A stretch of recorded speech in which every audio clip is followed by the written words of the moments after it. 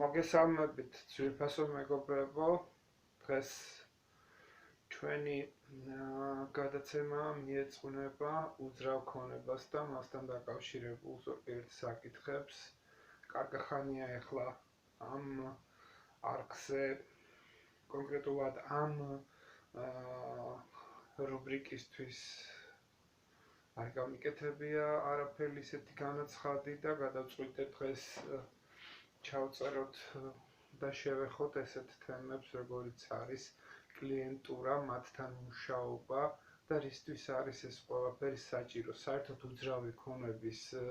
აგენტი და უძრავ ქონებაში გარკვეული პროფესიონალი რატომ არის საჭირო საქართველოში, ესე იგი რაღაც ძალიან უცნაური ხალხი ვარ და ყველაფერი თითქოს ჩვენით გვინდა რომ გავაკეთოთ და ჩვენით გვინდა რომ მივაღწიოთ. აგერ ეს რვეული ძვირფასო მეგობრებო სულ იმ კლიენტებით არის სავსე, რომელსაც ესეთი რამოდენიმე რვეული მაქვს. 15 წლის განმავლობაში იმდენი ინფორმაცია დამიგროვდა, რომ თვითონ ამ ინფორმაციაზე უძრავი ქონების აგენტმა ყოველ დღე თუ არა მეორე მესამე დღეს უნდა იმეოროს და განიხილოს უნდა რა ვარიანტები აქვს და რისთვის არის ეს ვარიანტები, ვის შესთავაზოს, როგორ გააკეთოს ეს ყველაფერი. ანუ მიწები დახარისხებული გვაქვს ცალკე რვეულში და უშუალოდ ან ცალკე გაყოფილი არის რვეული რამოდენიმე ნაწილად და მიწების ხარეს, ესე იგი კერძო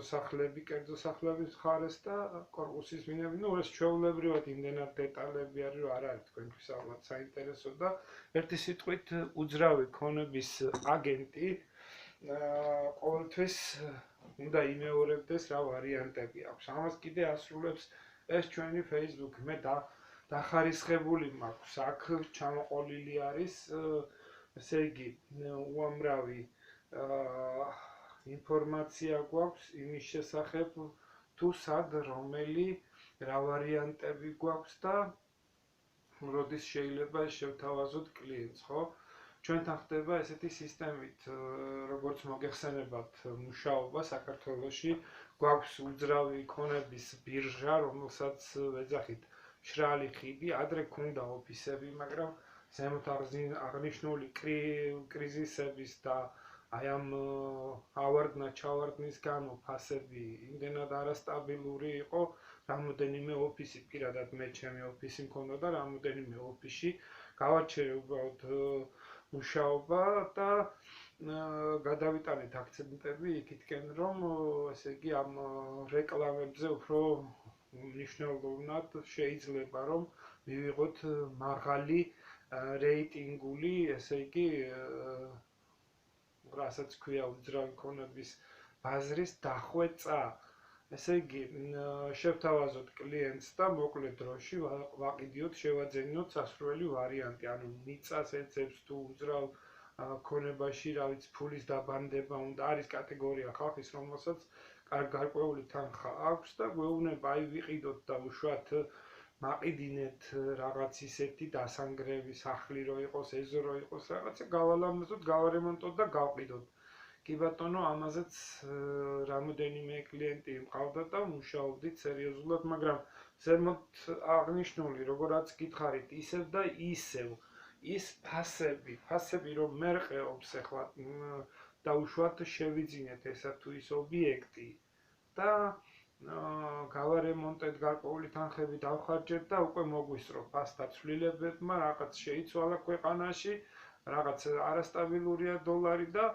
დგას ეს ჩვენი გაკეთებული, გარემონტებული ბინა და ფაქტიურად პირიქით, როდესაც თანხა ჩადებული გაქვს, შედენილი გაქვს უძრავი ქონება, უკვე ის აქტივი კი არ არის, გადადის პასივში, ანუ ის ფული გეყინება ფაქტიურად და ამიტომ ამ და სხვა პრობლემების გამო ყოველთვის ჯობია რომ საქმე მივანდოთ პროფესიონალს. ამ თემაზე გვექნება დღეს საუბარი. როგორაც მოგახსენეთ, ზემოთ ჩემი არხი, მე გახლავართ სერგო სტურუა, YouTube-ზე სერგო სტურუა არხის დამაარსებელი. სადაც სამი მიმართულებით მივდივართ, როგორაც გითხარით, ლაბრადორ რეტრივერი, ძაღლების სფეროში კიდე კარგად გარკვეული ვარ.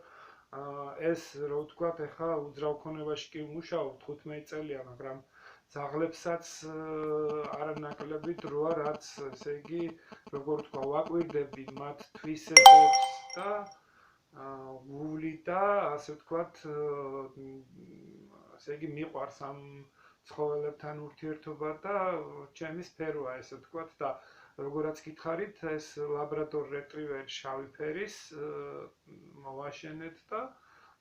ყავს ამის მამალიც, რომელიც სხვაგან იზრდება, ხვადი უკაცრავად, წინა გადაცემებში მგონდა ნათქვამი, რომ ესე როგორც მამალი და დედალი, ესე არასწორი ფორმებიაო და ძუ და ხვადი, ესე ვთქვათ და ერთი სიტყვით ეს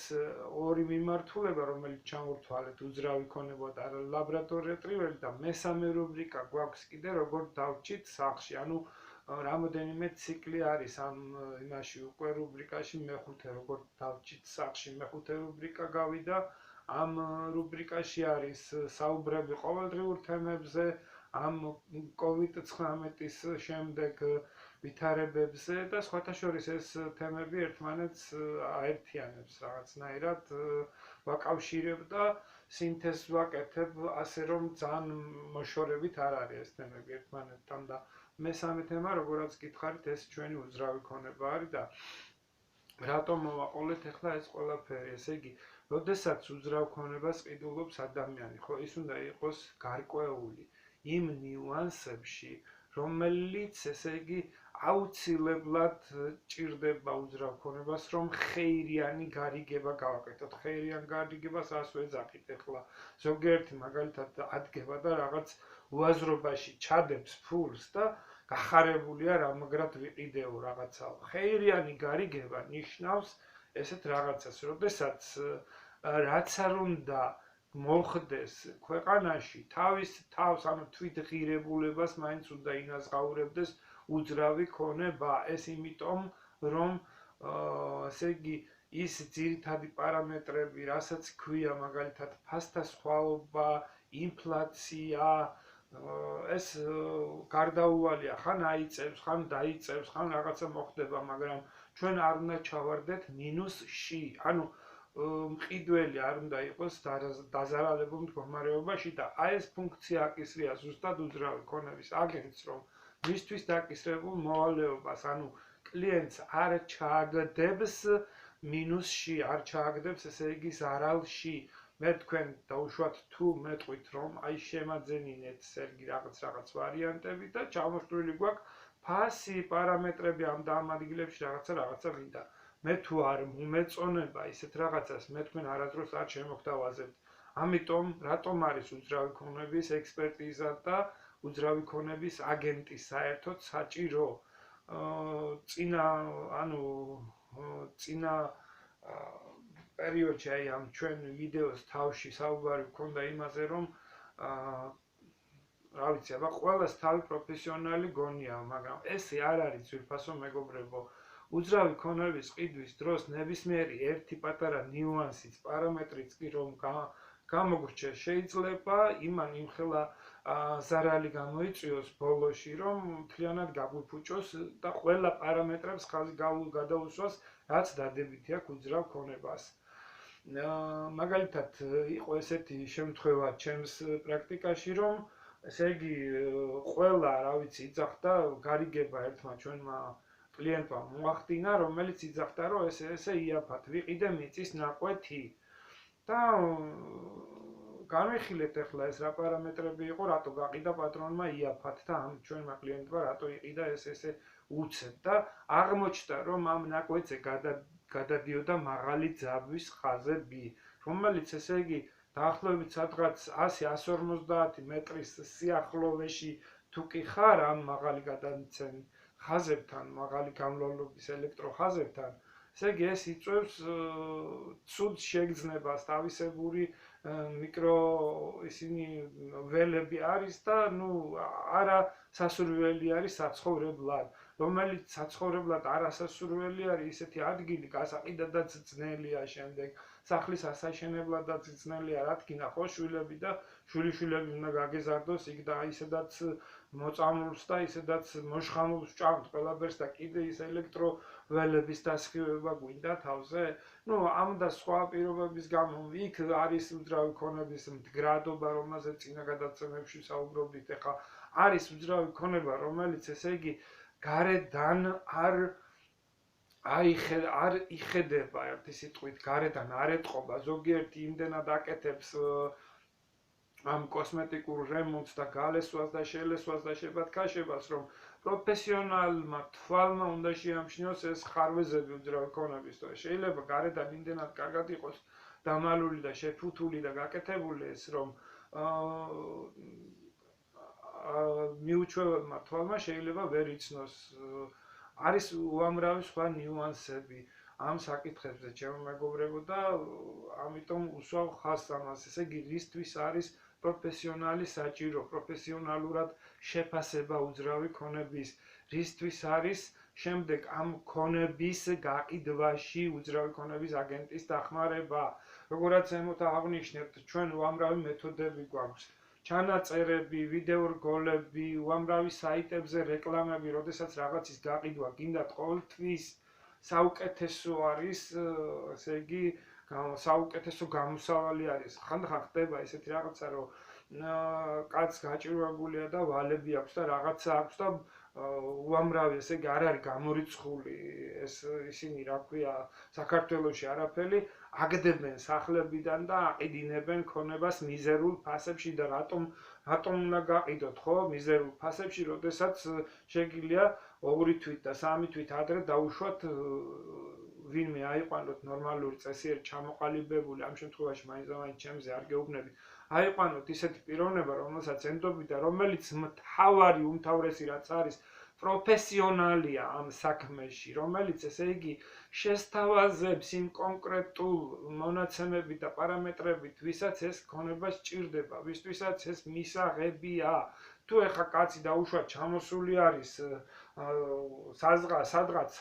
საზღვარგარეთიდან და მეგაპოლისებში აქვს ნაცხოვრები და რაღაცა და უნდა საქართველოში ალტერნატიული ისეთი ქონება იყიდოს, რომ ჩვენ ძალიან ისეთი მოდაში არის, რომ უცხოელი კლიენტი და იმას რომ რაღაცა ჯაბახანას შესთავაზებ და თან ამ ჯაბახანას კიდე კაცი ელოდება და რაღაცა ოდიში თქვენთან ეს გამოთქმისთვის ჯაბახანას რას ვეძახი ახლა, მოსაწესრიგებელი რაღაც ათასნაირი ნიუანსი არის რა გასაკეთებელი და ესე იგი ვერ წავა ესე საქმე. შეიძლება კლიენტმა გვალოდინოს და აღარ მოხდეს გარიგება და მე ვაფშე მართლაც ბანკმა ისეთ ფასში წაართვას ამას და ჩემ პრაქტიკაში მოხდა ესეთი შემთხვევა, რომ იყო მოსული პიროვნება, რომელსაც სხვათა შორის არ ჰქონდა ცუდი ობიექტი, კარგი სახლი ჰქონდა და არასწორმა მიმართულებით გაკეთებულმა, ესე იგი, რაღაც რამოდენიმე ნაბიჯმა დააკარგია უძრავი ქონება. ესე იგი, მივიდა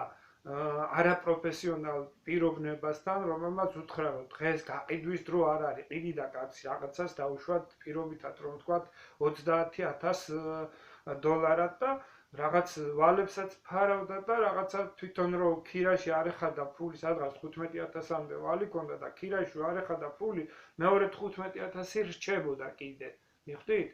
და მოხდა ისეთი რაღაცა, რომ ამ არაპროფესიონალმა, ვინცთანაც მისული იყო ეს ჩვენი კლიენტი, იმ არაპროფესიონალმა ურჩია, რომ ეხა დღეს ფასები არ არის გაყიდვის და მოდი დავაგირავოთ ეს ბინა და დააგირავებინა ეს ბინა ამ კაცს და რაღაც ეს ვალები კი მოიცილა დროებით, მაგრამ დაგირავებული ბინა როგორი თემა არის, იცით, 2 წელი ახნითაც ესე იგი აგირავებს ბინას ეს პიროვნება. ეს სხვათა შორის ამ ვარიანტსაც შევეხებით მომდევნო გადაცემებში. საქართველოშია მარტო ეს ასტროჩკით ის რა ქვია, დაგირავება და მომეცი ფული და მოგწე მერე. სხვა როგორც ვაკვირდებით, ეხლა და ბაზრის ანალიზმა აჩვენა, არც ერთ ქვეყანაში ესეთი რაღაცა არ ხდება, დაგირავება ბინის. ხდება ხოლმე რა, დაბალი კრედიტით ყიდულობი ბინებს და მერე ნელ-ნელა ფარავ და არის ხოლმე ესეთი რაღაცეები, საზღვარგარეთ ბევრი პარამეტრები ჯობია ჩვენსას და პირიქით ჩვენი პარამეტრები ბევრი ჯობია საზღვარგარეთისას. ამაზე შემდეგ გადაცემებში გვექნება განხილვები, მაგრამ ის თავარი მომენტი, რაზეც ვსაუბრობდი ჩვენ ამ კაცმა, რომელმაც დააგირავა ეს ბინა, ესე იგი, ხო დამთავრდა ეს პროცესი ახლა ამ კაცმა 2 წლის მერე ვინც იგირავა, იმან მოსთხოვა თავის ფული და ამ კაცს ახლა რა უნდა ეკნა, ხო? გინდა არ გინდა, ახლა ეს ფული საიდანღაც უნდა მოიტანო. ხო, არ დაგვავიწყდეს, ესე იგი ამ დაგირავების ოპერაციაში გადაიხადა ერთხელ უკვე 3% ამ კაცმა, ხო? ერთხელ პირველ დაგირავებაზე. და მივიდა ისევ იმ ხალხთან, ვინაც დააგირავებინა ეს ბინა. მივიდა იმ ხალხთან აეუბნება, რომ გავყიდოთო ეხლა ამოიწურა ეს დრო, უკვე 2 წელი გავიდა. მე ამ მოვლენებს შორიდან ვაკვირდები და ვეუბნები, რომ თან ჩემი შორი ახლა ნაცნობი იყო ეს კლიენტი, ვინც იყო, მაგრამ მე არ მომყვა, მე უთხარი ისეთი ფასი, რომლითაც ის მართლაც ამ თანხას 29-ს თუ 28-ს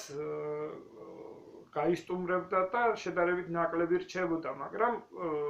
თავისი თანხა ექნებოდა და ესე წვალება მაინც არ მოუწევდა, ხო? და ბოლო-ბოლო ერთი სიტყვით კიდე გადააგირავა ამ კაცმა მეორეჯერ ეს თავისი ქონება, გადააგირავა მეორეჯერ, რა თქმა უნდა, კიდე მეორეჯერ გადაიხადა ეს შუამავლობის მომსახურების პროცესი და ხო, ისევ არ არისო ფასებიო მოუწია რაღაც ფასთა სხვაობები, რაღაცა ეს ხდება სადღაც 2009-2010 წლები, ესე იგი ახალი ჩამთავრებულია ეს აგვისტოს მოვლენები ჩვენთან ეს 2008 წლის ფასები დაცემულია და უამრავი პროცესები, რაც რთული პერიოდები გამოვიარეთ საქართველოში და ერთი სიტყვით მესამეჯერ მოუწია ამ კაცს ამ ბინის მეორეჯერ და მესამეჯერ და იხადა ეს პროცენტები და ბოლო-ბოლო ვეღარ გადააგირავა მერე უკვე. იმდენად შეუმცირდა ეს თავისი თანხა და მაინც იგივე ფასში მოუწია შემდეგ გაყიდვა. სადღაც 28-27,000-ად თვითონ ვინც იყო ბოლო მგირავებელი, იმან დაიტოვა ეს ბინა და თვითონ დარჩა ჰაერში და ეს 5 თუ 6 წელი კიდე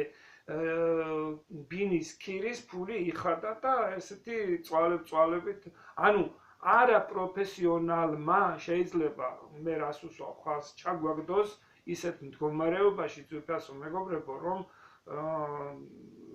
ეს ისეთი რთული საკითხია, რომ არ ჩანს უხილავი საფრთხეებია, თითქოს გარედან ყველაფერი ლამაზად არის, მაგრამ შიგნით თუ პროფესიონალი არ ახართ, უხილავი საფრთხეებია ისეთი, რომელიც აუცილებლად პროფესიონალმა უნდა იგრძნოს და უნდა მიაქციოს ყურადღება. ამიტომ არის საჭირო უძრავ ქონებაში აუცილებლად პროფესიონალის დახმარება, ნებისმიერი გარიგება, ნებისმიერი ესა თუ ის ნივთი გაყიდვა იქნება თუ ყიდვა იქნება, ანუ ნივთს რაც გულისხმობ, ესე იგი უძრავი ქონების სახლია თუ აგარაკია თუ მიწის ნაკვეთია თუ ნებისმიერი სხვა კომერციული ობიექტი, ხო? აუცილებლად უნდა ვიღაცა ყავდეთ ისეთი შერჩეული პროფესიონალი, ვისი გამოცდილებაც თქვენთვის ცნობილია და მე როგორც ვიცი, რა ვიცი, საზღვარგარეთ ყველას თავისი უძრავი ქონების აგენტი ყავს. სერიოზულ სახალხისაც ცოტა რაღაცა თანხა გააშნია, თავისი აგენტი ყავს, როგორც ადვოკატი ყავთ თავისი, ასევე აგენტი ყავთ თავისი, ასევე სადაზღვევო, ესე იგი, დაზღვევის წარმომადგენელი, სადაზღვევო აგენტი ყავთ თავისი და ის მეტნაკლებად, რადგან იცი და მისი გამოცდილება იცი ხომ, ამხელა ვეშაპივით ბაზრები არის, ხო? რომ ამ ბაზრებზე შევძლოთ თავის გატანა, მით უმეტეს ჩვენნაირი საქართველოში იმდენად მწირი არის ეს სამუშაო ბაზარი, ხო? დღეს გვაქვს სამსახური და ხვალ არა გვაქვს, ხო? და ისეთი სიტუაცია, რომ გვიწევს ადგილის შეცვლა, იქ უამრავი ხარჯები, რაღაცები და რო არ აღმოჩნდეთ ცუდ სიტუაციაში და არ განვიცადოთ ქონების დაკარგვა, მასთან დაკავშირებული რისკები, აუცილებელი არის, რომ ეს ყველაფერი მოახდინოს თქვენმა უძრავი ქონების აგენტმა.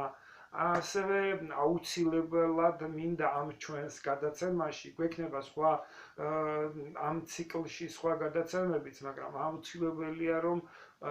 შევეხოთ, ესე იგი, ბანკების თემასაც, ზუსტად ამ აღებებში და მიცემულებში და ამ კონკრეტულ შემთხვევებში, ესე იგი, არც ერთი ბანკის მენეჯერი და არც ერთი ბანკის წარმომადგენელი, თუნდაც კონსულტანტი იყოს, თუნდაც თავარი თქვენი კრედიტ ოფიცერი იყოს, ესე იგი, თქვენ არც ერთ ამ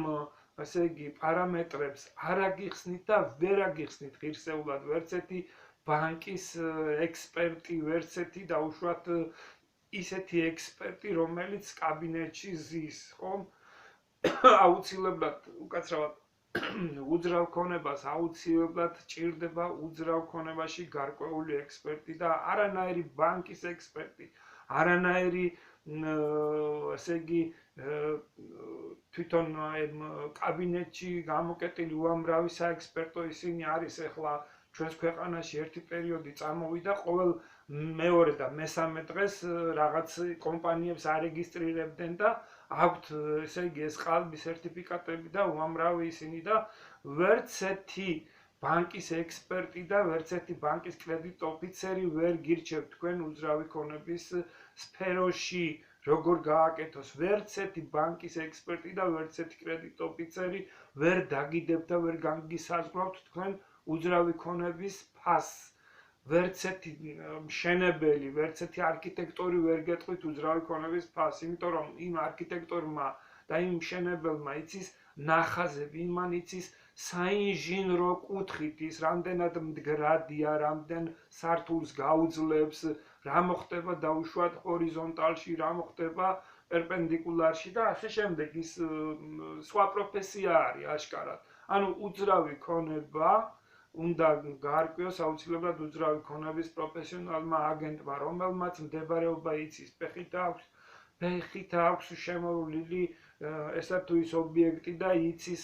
დღის განმავლობაში რამდენი ადამიანი გაივლის და გამოივლის იქ. ანუ კომერციულ ობიექტთან დაკავშირებითაც კი რა მომხმარებლის რაოდენობა გვეყოლება, რისთვის არის გათვლილი, ზოგიერთი არის მაგალითად ყიდულობს და აკეთებს ოფისს ისეთ ადგილას, სამი კაცი გაივლის დღის განმავლობაში საერთოდ და ვის უნდა იქ შენი ოფისი თუ იმით არ იმუშავე, რა ქვია, რაღაც ინტერნეტ მაღაზიებით და რაღაცეებით იქ გამომვლელი კლიენტი უკვე დაკარგულია ერთი მომენტი. მეორე მომენტი მაღაზიები ახლა კი ბუმი არის ამ ინტერნეტით და რაღაც ინტერნეტ ვაჭრობები და ინტერნეტ მაღაზიები ახლა პერსპექტიული და პოპულარული ხდება, მაგრამ აუცილებლად სულ სხვა თემა არის, სადღაც ქალაქის განაპირა ოფისი და სადაც ხალხი მოძრაობს ცენტრში ოფისი, ამას ხო ერთნაირი ფასები არ ექნება რა. ამიტომ გთხოვთ დააფიქსიროთ თქვენი აზრი, გამოიწეროთ ეს არხი ამ და სხვა საკითხებზე, ვისაუბროთ, შევქმნათ სადისკუსიო ჯგუფები, დავეხმაროთ და გავაძლიეროთ ერთმანეთი. ესე იგი, ქვემოთ ვიდეოს ქვემოთ არის ლურჯი, ფელჩატკი, რასაც ვეძახით ეს ხელის ნიშნით, დააფიქსირეთ, რომ ეს ლურჯად რო აინთება, ესე იგი მოწონების ლაიქი არის თქვენგან და იქვე არის გვერდზე ხელმოწერა, ანუ და რუსულად თუ კი გაქვთ პროგრამა, პატპისად წერია და ამ და სხვა რუბრიკებს, როგორც კი გამოჩნდება ამ ციკლის განცხადებები, ახალ ვიდეოს დავდებთ თუ არა, ეგრევე გაცნობებთ თქვენ YouTube გვერდზე. ერთი სიტყვით არ დაგვავიწყდეს ლურჯი ფელჩატკის დადება, გამოიწერეთ ეს არხი, გისურვებთ წარმატებებს, სერგის ტურვა. უამრავი თემები გვევდება წინ, უამრავი სურპრიზები, რა ვიცი, როგორაც წინა ვიდეოებში გითხარით, თუ